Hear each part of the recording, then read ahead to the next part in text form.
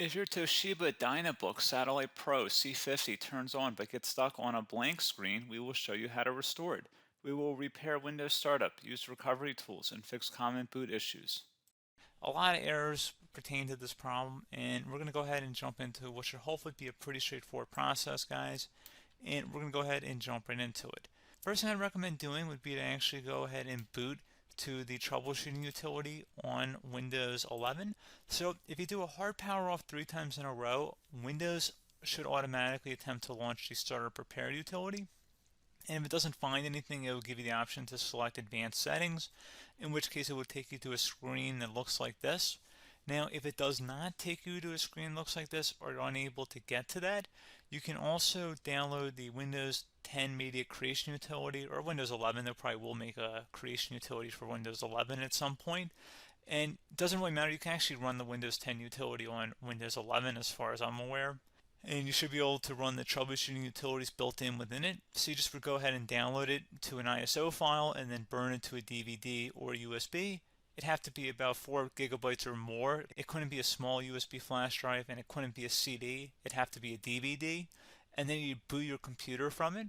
So depending on the computer manufacturer, you'd have to tap a different key on your keyboard in order to launch that menu, in order to select what boot drive you want to go off of. So it could be anything between the escape key, F2, F8, F12, for example, and those are the function keys on the top of your keyboard. So you may have to just do a little bit of trial and error. Shouldn't take you more than a couple minutes. Googling it would probably be best before you even begin. But anyway, we're ready to go ahead and jump right into it. So we're on the choose an option page. So these will look very similar whether you're booting from it directly within Windows itself, or if you're plugged in a USB flash drive with the media creation utility installed and you selected the recovery option.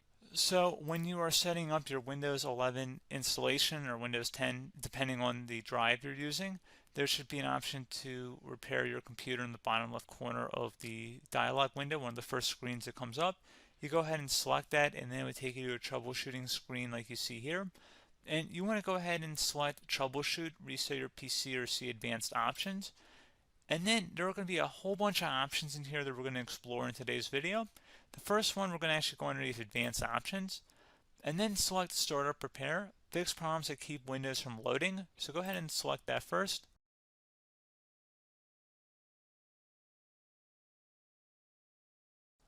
Okay, so you can see it could not repair our PC. That was our first option we could try. Something else, if we go back into advanced options here and then select troubleshoot, we're going to go underneath advanced options again.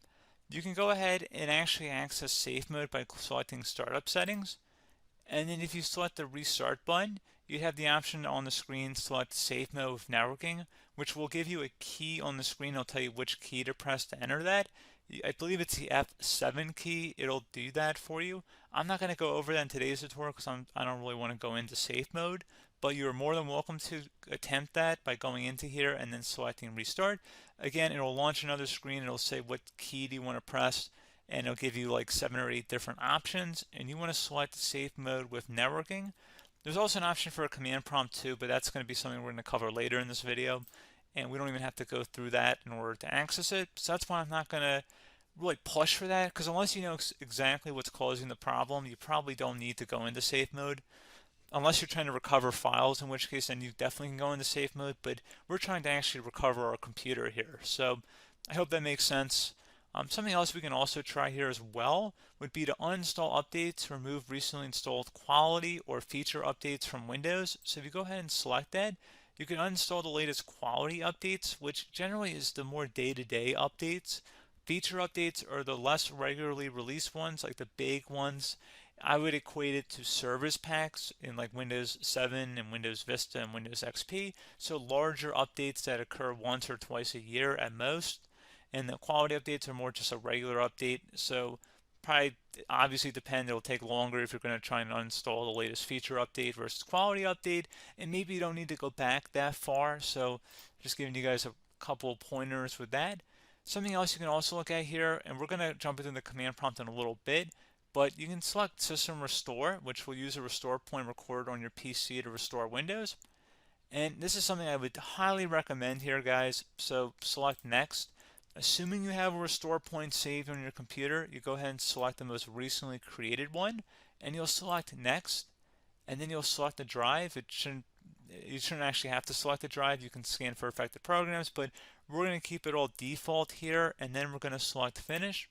So once started, system restore cannot be interrupted. Do you want to continue?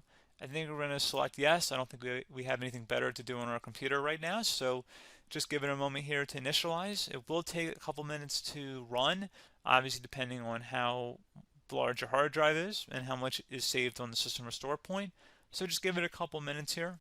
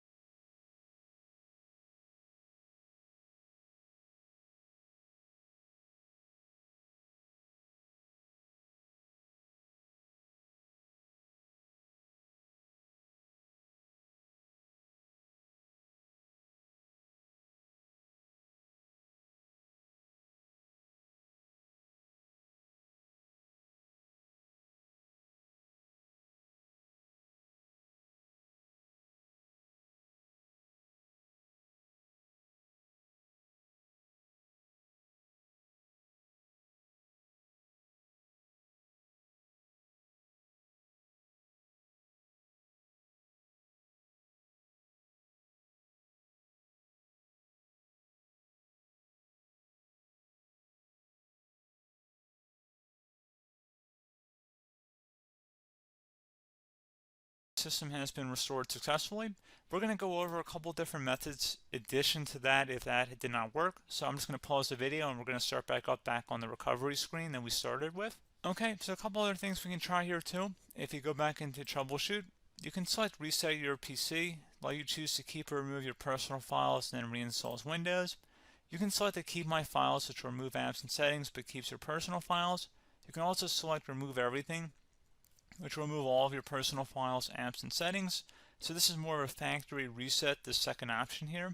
First option, it should not delete all of your personal files. However, it will pretty much clear most of your programs, and keep in mind, there's no guarantee that your information, number one, is even still available and easily recoverable on your computer to the point that you actually would be able to recover anything. And the second point is that there's always a chance that it won't actually recover and it will just do a factory reset anyway. So there's no guarantee that actually would keep your files anyway. So I would recommend trying to get a recovery tool and backing that up first before selecting it anyway.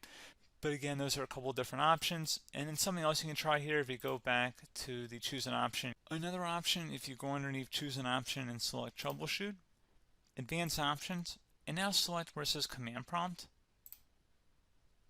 Okay, so the first thing we should do is type our main hard drive here. In most cases, it should be the C drive. So you just do a C colon and then hit enter on your keyboard. So once you're underneath the C drive, we're going to type in dir and then hit enter on your keyboard. It should have program files, users, and Windows all in there. That's how you know you're in the right directory.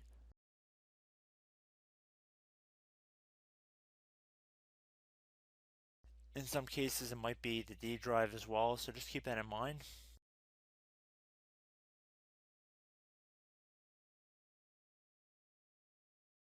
Next thing we're going to do is type in cd space / Windows / system 32 / config,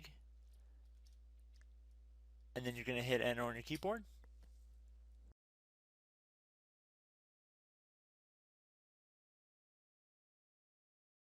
So now you're going to type md space backup. If you've seen other tutorials, it might also say to put down md backup. That's because the backup name is pretty common when you want to back something up. So you can name this whatever you want, doesn't have to be backup. So if you've already made a backup folder in the past, you could do backup 1, for example. So once you're done setting the name you want the backup to be called, hit enter on your keyboard again.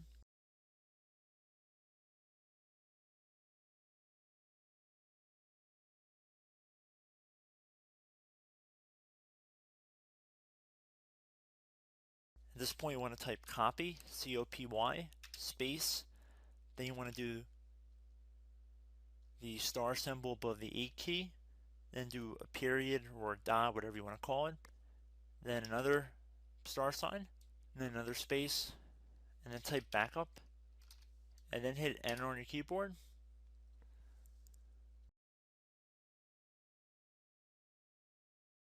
Now you want to type cd reg back, R-E-G-B-A-C-K,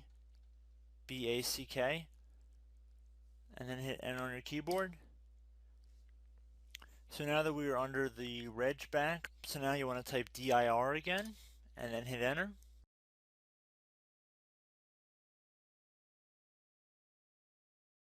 So now at this point we're going to type copy again. So copy, space, star sign,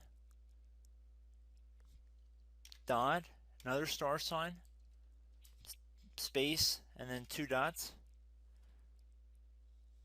So we're going to type copy, space, star sign, dot, sign, star sign, dot, dot, and then hit enter on your keyboard again. So for overwrite, you want to overwrite all. So type A on your keyboard, so capital A, and then hit enter on your keyboard.